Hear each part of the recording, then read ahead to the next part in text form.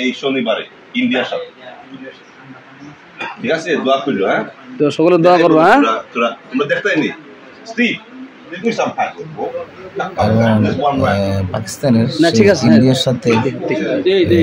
খেলার জন্য বাংলাদেশ আসছে খেলা শেষ করে পরে দেশে যাবে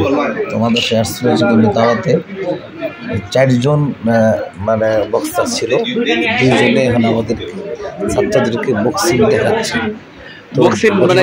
এদিন কারেন্টটা ছিল না এই জন্য ভিডিওটা ক্লিয়ার হয়নি এই তারা খেলা শুরু করছে কত সুন্দর মারামারি এই দেন মার খেলা আল্লাহ এই উইট আল্লাহ আল্লাহ সালাম